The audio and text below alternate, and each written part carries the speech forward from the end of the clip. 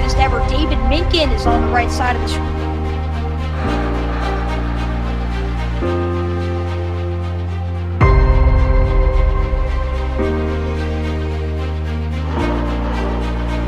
I kind of figured I don't know how he did it.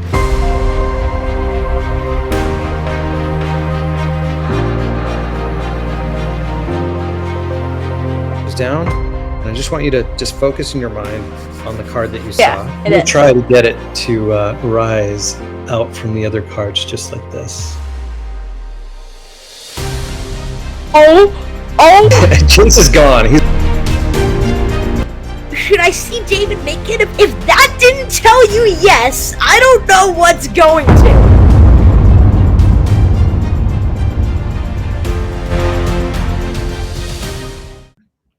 Hey guys, welcome back to another edition of the Cool Sports Network. I am your host, Chase Coburn, and today I am joined by a very special guest. You know, in the NBA, we got the Orlando Magic, and we talk about them all the time here. We talk about the NBA all the time on the show. We're going to take a quick break from sports and actually talk about the business of being a magician and what it's like to be a magician. We're joined by one of the greatest ever. David Minkin is on the right side of the screen for the audio listeners. David Minkin is alongside me today. David, thank you so much for joining me. Welcome to the show. It's my pleasure. I'm glad you're able to come on. I know we've been coordinating this for a while. For context for the audience, I attended one of David's shows back around the holiday time in December at the Biltmore Hotel in Los Angeles, and I was blown away. And the first thing I thought, I'm like, I have to have him on this show to discuss all the great things he's doing. So we really appreciate you taking the time to do this, obviously with your very busy schedule and the great things that you're doing. When did you even realize you wanted to be a magician? I mean, we talk with different types of people all the time. You know, when did you realize you wanted to do this? Yeah, I learned in high school from, like, how did you even learn? Like, this was a skill for you. And your career path since to get to this point. Yeah, it's been an interesting journey. I got into magic late. So most people get in as a kid. I had really no experience with magic as a kid. I'm going to tilt this down just a little. There we go. So, yeah, I got into it in grad school. I was actually 28 years old, and I was studying. I got a master's in physical therapy, and a classmate of mine one day showed me a trick and blew my mind. And I didn't expect it from this guy because he didn't strike me as someone who could actually fool me. But it blew my mind. And then it was just sort of like that little grain of sand in the oyster that like just kind of kept nagging at me. And I'm like, I have no idea how that was done, and I really want to learn how to do that myself. So I kept bugging him to teach me. And after about 2 weeks, he finally said, I'll tell you what, if you go to the magic shop and you go buy some things, buy this, this, and this, come back here, and then I'll talk to you. And so I did that. And when the next day when I saw him, I was like, boom, boom, boom, here you go. Let's do this. And he was like, whoa, no one's ever done that before. All right, I'll teach you. And he basically kind of opened the door to a lot of people that he knew, as well as books. Most guys start with books. And that was pretty much the story of how I got into it, the origin story. And his name is Ron Bell. It's funny because he kind of got out of magic and went down the physical therapy road and then got into like medical sales, and he just like was gone. So it's like you guys kind of like flipped the paths that you thought you were going to go down, right? Yeah. And then there was a time where the entertainment director of the castle, I was like, listen, you really got to book Ron Bell. He's great, and you need to put him here. And he's never worked the castle. The Magic Castle, by the way, for those who don't know, is in Hollywood. There's this really special Victorian mansion on the hill in Hollywood that's invitation only. So you can only go if you're invited by a magician. And I was performing there for a number of years. And then I said, you got to book Ron. And then I called him up and I'm like, hey, you're booked. And he was like, what? I better start practicing. So that was it. He's now back into it. He does magic quite often there. And so we both say that we got each other into magic. That's awesome. It obviously is. I mean, this is a very unique talent. It is funny. Usually you kind of hear about it at a young age. Talk to me about, after kind of that moment, what you've done, some of the most successful things you've done in your career that's gotten you to this point as one of the best magicians in the game. That's a really deep question, or could be a deep question if I want to answer it from a more deep perspective. Because, there's things like I entered a championship and I won an international championship. So that was like kind of like a more obvious milestone, I guess. But I think personally competitions are a bunch of fluff. Having won one, I can say that. I think that the real thing was really four-walling my own show, and more importantly, just kind of like finding my own unique way and taking my own approach to magic, where everyone else was doing something that was like very group think. Like there's the magic community tends to be very self-reinforcing. So they do things in a very particular way, and then they kind of reinforce that that's the way to do things. When I was just very much, I've always been kind of a rogue guy. I just kind of go my own way and do my own thing. I like to prefer to be on the sidelines, kind of quietly watching everyone and seeing what they're doing, and then just doing my thing. So I don't know. I guess it's like when I take that same approach to the creative aspect of magic and try to create magic that's never been done, then, that really leads to a unique voice and a unique style of performing and unique magic effects that I can do. So I don't know. I guess it's like, I think the ultimate thing was like being able to kind of have my own vision of things and Right. and kind of stand against the world with it and go, I know that's how everyone's doing it, and they say it needs to be done this way.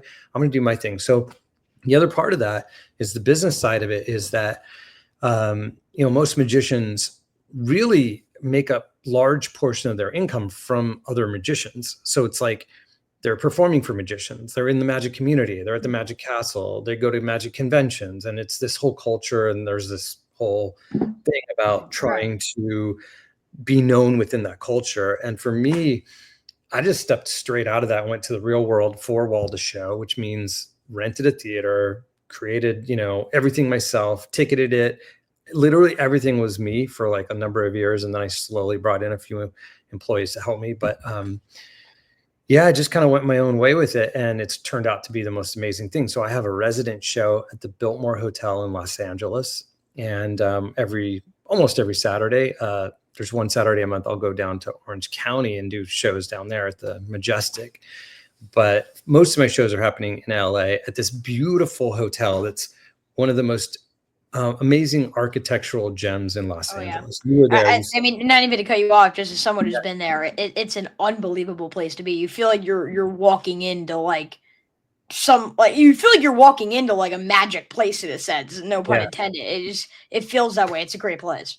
Yeah, it really is. And I mean, the history is just dripping off the walls there. There's like the Oscars. If the walls could talk, as they say. Yes, right. And they do. I mean, if you look on those walls, you'll see photos, that giant photo that's like maybe like 10 feet tall of the early Oscars with all the actors and all the people there. I mean, there's so much history there. And the ceiling, the murals in the ceilings were like hand painted by the guy that did similar work at the Vatican and the White House, Smeraldi. So it's just, if you never, just go for the building, just go there sometime, check it out. Yeah, and you kind of get to see like one of the best magicians out there also, like in the process, if you go on a Saturday night. So it could kind of be a win-win situation there. And what I find so fascinating about this is like, you grow up, you're going to get your finance job or your business job. That's just what you're told, and that's the path you end up going down. Maybe you become a doctor. But then you become a magician. It's just so different. It's so unique. All right, so you learn these tricks, you start to understand it, you enter these competitions, you're becoming a star. How do you really master your craft at this? Like, are you home multiple hours a day going through these tricks? Because you never really, at least for us, you didn't mess up anything that we saw that entire time. How often do you have to practice this? How do you kind of harness your craft and hone in your craft to make sure that you're perfect or at least close to it on Magic Night? Yeah, that's a really good question. I don't practice that much outside of being on stage, because being on stage is practice in a way, as long as I'm doing it regularly, like, it's maintained. But there's an occasional little thing where I'll have to work on something that'll just sort of slowly fall out of its prime zone, like an athlete. So you talk to a lot of athletes, like they're in the zone, right?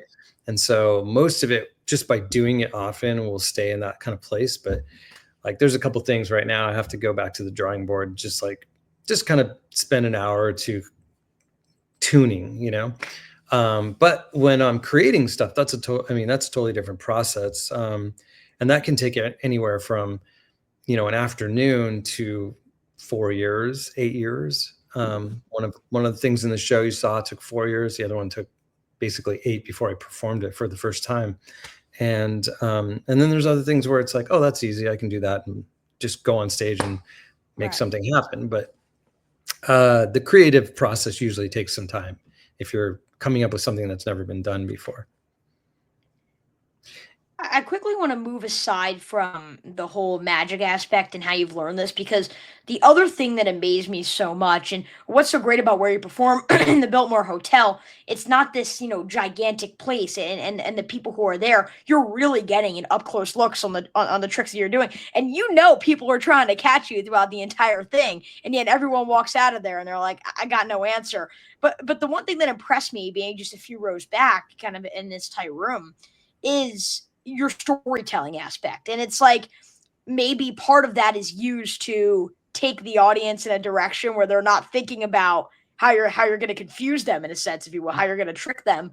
But talk to me about like what it takes to be a storyteller, because as I always say, in anything you do, you really got to be the entertainer, and you got to perform in a big moment, especially with you. I mean, everyone's watching you. So yes, it's the magic, but it's also just the entertainment aspect and the storytelling aspect. Yeah. How do you kind of carve that into your skill set as well?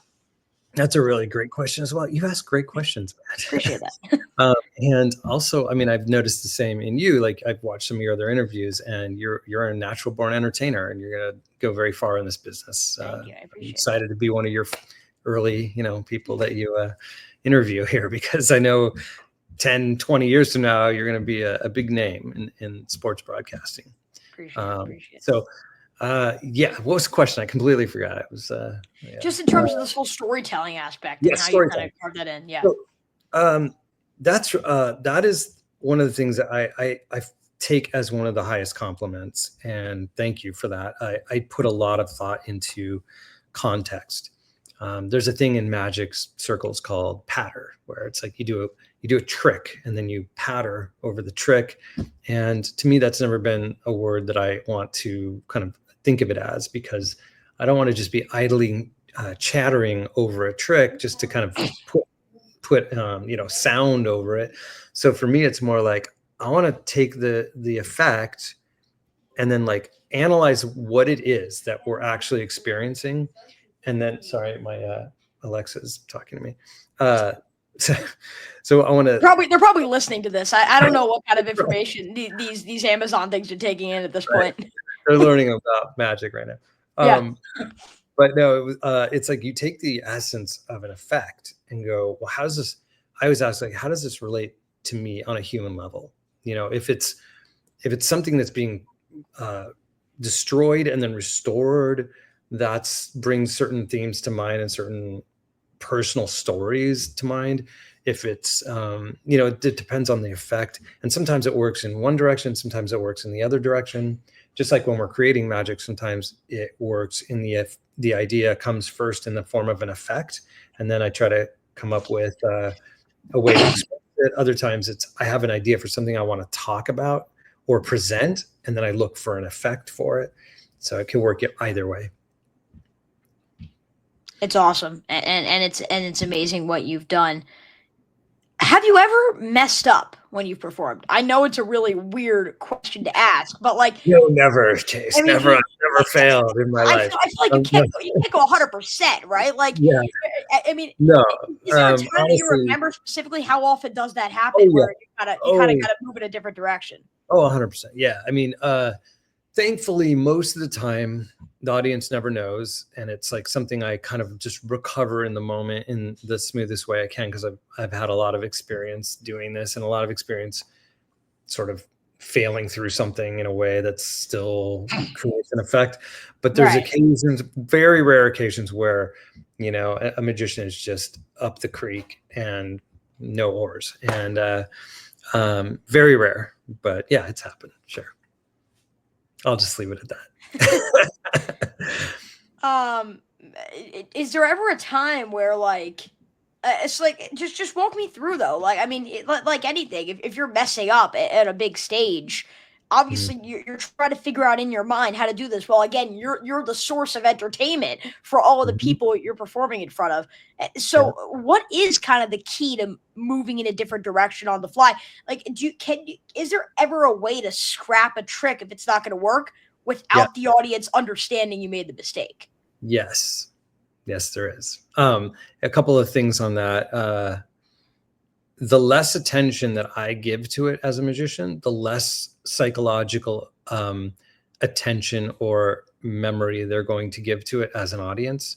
So as Right. long as I'm super casual about the shift in direction, they won't really think of it as anything too important.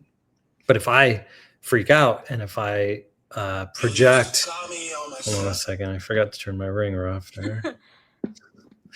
Okay, so if I I put mean, a lot I'm with my mom, and I get these ring sound notifications, so I'm all good. of, I mean, there's so many sounds that just I didn't realize until I get on, a call like this that just around Right. me at all times. Yeah. Yeah. So yes, yeah. It's just if you don't put importance on it, then they generally don't. That's like my best advice for that kind of a thing. And I don't know if that applies to what you do. Probably not, because all you're doing is, I mean, you can't really mess up an interview, right? You'd be surprised. I mean, it's just it's in terms of messing up an interview. I mean, again, you're talking in the moment. So if you're messing up a question, you just kind of got to find a way. Earlier, when I started doing this years ago, the problem for me, I had a tough time adjusting on the fly. Now, if I make a mistake, I just have Mhm. enough experience to where I could follow up on what they're saying. I just kind of have that. So I guess recovering from those mistakes just comes with experience as well. Yes. And always having an out, as we call it in magic, having something else that if something goes wrong, that you can just like immediately reach for and go into something else. So, like for you, that out would be another question, right? Or another Right. direction in an interview. Yeah. Athletes probably, I don't, I don't know how this applies to athletes, and most of your audience probably is sports fans, I imagine, right? Right. Yeah. So, but yeah, it's weird to compete in magic. It's not athletic per se, but there is some intense competitions that do take place, and yeah, the International Brotherhood of Magicians puts one on every year. That's awesome. Yeah, Real quick, sure. building up such a great resume and career, I'm sure performed for so many different people. I know obviously you said you've done like private shows for people as well. You know, obviously they pay a certain amount. You get to perform kind of in front of a private group. I'm looking at some of the list of the people who have kind of commented on you and given quotes on your website, and I'm like Lionel Richie, Anne Hathaway. It's like one after the other. How many times have you been like performing? Maybe it's for a private show, or maybe it's just in one of your shows, and you look in the audience and you're like, "Oh my God, Lionel Richie's here!" Like I got to turn it on. Like, how many times have you gotten really like starstruck like that? While Uh, performing one of your shows. Starstruck. Well, I think only like once that I was like, whoa, because so I mean, just like a week ago, Alyssa Milano bought front row tickets and for Oh wow. Valentine's Day, but that was great. I'd actually met her once before at the Magic Castle. She had been to my show before, but I think the one that really matches what you're talking about was I was performing a show in Anaheim one time, and I asked for a volunteer, and a hand went up in the back. And when you're on stage, the lights are really bright. You can't really see the audience. You just see like bright lights, and you have to kind of almost fake eye contact with the audience sometimes because Right. you want to have connection, but you really can't see them. So person comes up, she sits down next to me, and I had just read this long article on this person, like literally a day before, and it was Wow. Ronda Rousey, the Wow. UFC fighter who was sitting next to me in the chair, and very dressed down, very like, not, you almost wouldn't recognize her, because usually I think she's kind of when she's in the public eye, she's a little more made up and just more like dressed to the nines, or at least I don't. There's something different about her. So it was Right. like, for a moment, I didn't really, I was like, she kind of looks like, wait a minute, no, that's actually right. And so I just talked to her like I just went on. I didn't even stop. I just was, but in my mind, I was like, oh my God, it's Ronda Rousey sitting right next to me. It was really Wow. cool. Other That's awesome. Yeah, other people, that I've really enjoyed performing for, like Johnny Depp was really awesome to perform I for. saw him in the list. Yeah, that's awesome. Yeah, he's a really great guy. And I was actually the first I performed for him. I was the only magician who performed for him on his first visit to Magic Castle. So they had like rented out the inner circle for Lily Rose's birthday, and I was in there and I was his magician for that event. And that was a whole experience too. There was a little lesson in there. I don't know if we have time, how much time we have here, but it was an interesting thing because I performed my coins, which you saw in the show, for him. I just wanted to hit him with something like the strongest thing right up front, and did the coins right in his hand. He opened his hand, the magic happened. And then I kind of like, I went, well, cool. It was great meeting you. I'll be around if you want to see some more. Boom. Right. And I like left. And then a couple minutes later, he came up and he's like, hey, would you mind showing one more for? And then we did another one. Okay, cool. I'll see you around. Let me know if you want to see some more. Gone. So like most magicians would have just kind of been there hounding him with magic until he bled out of his ears. Right. And it was just one of those things where I knew kind of less is more sometimes. And then the third time he came up, after I finished, we started chatting, and then we had this really great conversation. Talked about all kinds of different things, and we got to know each other. And then I ended up performing like 5 more times for him, and then once for his sister too as well. That's really cool. Yeah, he's a really great guy, but I think the lesson there is just sometimes, in terms of entertainment, sometimes less is more. We want to give people just enough to where they're like, oh, I'm having a great time. And then just leave them wanting just a little bit, so you're not like overkilling it. Of course. There's always a fine line. I'm sure people want to hear my thoughts. Right now we're recording this right before March Madness. I'm sure people would love to hear what I think of the 4-1 seeds in the tournament this year. They don't want to hear me talk about it for an hour. So it is kind of that less is more method as well, kind of comparing what we do in a sense. Talk to me in terms of how much energy this takes out of you. I mean, you performed one trick for me, my family, and everyone else there that night. And obviously I won't give it away if people are there, but it was just one of those things where I was like, oh my God. And I still feel like it comes up at the dinner table at least once a week. And we saw him in December for context, and it's March. So it was absolutely unbelievable. Then you go to intermission, you come back and you do a great second act as well.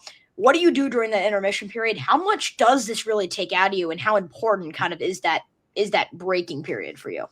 It's another great question. I get energy from it a lot of times. The thing is, like, I have some back issues, so like occasionally if my back's in a bad place, then it's torture getting through the shows. And then I like during intermission, I have a yoga mat, and I'll literally like be doing extension exercises for my back and stuff. But beyond all that stuff, I just did like 4 1-hour shows in a row with, I think, 45 minutes between for a group that did a buyout at the Biltmore. And I like got off after the 4th show, and I was like, all right, well, I can do another one if we want, I wanted to do more almost, so I don't generally get super wiped out from being on stage. Although I will say that the mental, energy that it takes to be both presenting magic, doing the effects, physically doing things and all the things that are physically happening, and then delivering a script and entertaining an audience, and then being present with that audience. So you're literally making sure that you're fully hyper present at all moments. It's that hyper presence that burns the most energy, because you want to welcome spontaneity from an audience, and you want to play with it and lean into that direction, and that just takes its own like presence of mind. I mean, I'm still convinced with your tricks. Sometimes I'm like, maybe it's just magic. Like maybe God handed down to him some sort of like skill or ability, and maybe this is magic, because some of the stuff just absolutely blows me away. Obviously, you're not going to give away how you do it, but is there any sort of comprehensible way your fans and supporters can understand how it is what you do? Is there any way you could just put that into terms for someone like me? the how is kind of the taboo topic in magic, Right. But Right. I guess it's just like I've put an immense amount of time into honing the craft, and it kind of goes back to your earlier question about how long these things take. Early on, when I was coming up and I was like trying to create magic more, and I was just trying to learn magic and kind of really hone it. It was a very active time, and a lot of practice went into that. But since then, it's more like I'll add something every so often. My repertoire kind of changes every few months. I kind of shift something around in there, but yeah, that's hopefully that answers the question. Real quick before we get to the part that I'm sure a lot of people are waiting for at the end of this. Quick spoiler, David's going to do a trick here. We're going to get to that in just a minute. Is there anything you're working on right now that you've been working on for a while that obviously you're not going to give it away now, but you're excited to display soon in one of your shows? Yeah, absolutely. There's a few things. There's things in various stages of development, and then there's a few things also that that I haven't had in my show for a really long time, but they're really good pieces of magic. I rotated them out because I need to keep changing. To people come back to the show sometimes like 10 times, so I can't just be doing the same routines every single time. So every so often I kind of rotate a few things in and rotate a few things out, and there's some stuff that hasn't been there for like, now it's been like 4 years, maybe 5 years. Wow. No, it's been like 5 or 6 years. Some of these And I'm things. sure then at that point, then you got to reteach it to yourself, I assume, after you don't do it for 4 or 5 years, or to some degree. But okay. once you, I don't know if you play an instrument or anything like that, but once you get motor memory, it's very quick to come back. It's Right. like maybe an hour, a couple hours. Yeah. Wow. That's unbelievable to me. That's crazy. David, this has been unbelievable. If you're listening on audio platforms right now, if possible, I want you to click off. I want you to go to the Chase of Sports News on YouTube version. Currently, we're at the 26:10 mark. I don't know if it's edited, but it's going to be around there, the 26:10 mark of this interview. David, I'm going to keep my audio on here, but I'm just going to go off the screen. You have a trick ready for us. I want you to do exactly how you would do it on one of your regular shows. I'm going to sit back, relax, and enjoy it. And so will the audience. So I'm now going to hand over the keys to the entertainment portion of the show to David Minkin. David, take it away. Sounds good. Hopefully I can still hear your audio, but because I'm going to need you to tell me when to stop here. I'm going to move this up here like this. Can you see the deck of cards, Chase? Yes? Here we go. I'm going to be small like this, and we're going to give you the big portion of the screen. We'll do it like that. Perfect. And you actually gave me curtains too, which is very, very nice of you. I appreciate that. I had to. I'm sorry. All right. Got some cards here. I got to keep them high, I guess, because you're all the way up there with the camera there. And yeah, let me have you say stop. As I go through these cards, I'm going to move this chair out of the way here. As I go through the cards, just say stop anytime you like, and I will stop right where you tell me to stop, right there. Anytime you like. Right here? Mm-hmm. You like the spot, or you want to go further? A little further, actually. Okay. And let's stop there. Stop there. Okay. Yep. I'm going to show you this card here, and I want you to, can you see it? Yep, I can see it. Yeah. Can you see me looking away as well? Yes, I can 100% see you looking away. That's good, because I don't want you to think I'm looking at the monitor. So you got this card, yes? I can see that card, yes. Wonderful. I'm going to place those down, and I just want you to just focus in your mind on the card that you saw. Mm-hmm. Try to imagine like it's writing itself right here in front of you. You see the little symbol here, and you see the color. This is harder actually on a Zoom than it is in person. Yeah, interesting. Let me do this. I sometimes just do like a little freestyle sketching when I'm trying to get over one of these like mental blocks here. So what I'm going to do is just kind of draw what I see coming from your mind right now. All right, let's go like this. We'll just start like this. It's not a very strong feeling here, but all right, perfect. Yeah, that's the first thing that was like my first impression right there. Okay, interesting. Interesting. Okay. Interesting. Yeah. I didn't say it was your card. I just said it was my first impression. Okay. Okay. I'm actually gonna you can see that this is a deck of cards, right? You see that little Yep. dimension on the Yeah. top? Yeah. I'll make it more obvious. I'll do it like this so you can see if I kind of bring this line down like this, right? And then kind of bring it over like this and like this. Now can you really see that that's a deck of cards? Yes. Correct. Yes. Yes. Yes. Okay, perfect. That's better then. Yeah, and somewhere in this deck, Chase, is the card that you're thinking of in your mind. Of course. Yeah. It We'll is. try to get it to rise out from the other cards just like this. And there it is, a card rising from the illustration. Oh my. How did we do? Is that your card? Oh.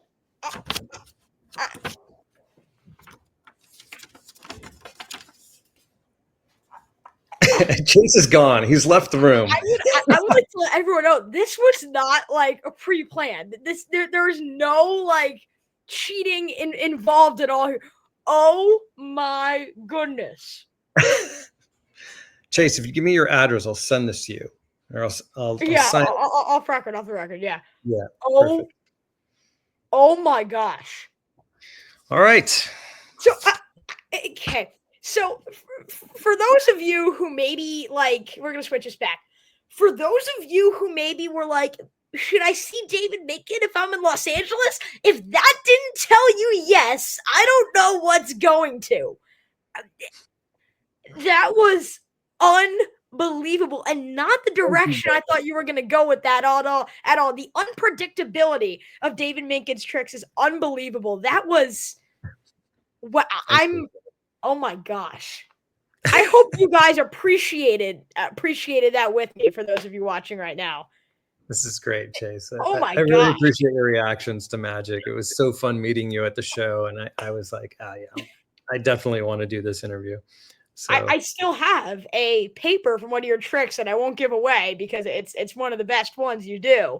But I still have the big paper. Oh yes, yeah. There, and David knows what I'm talking about. Unfortunately, I can't give that away to the audience because that's kind of the you're gonna have to see the show to find out that one. So yes. safe to say you'll be mind blown, probably even more than that. But like the fact that you just did that is like, wow.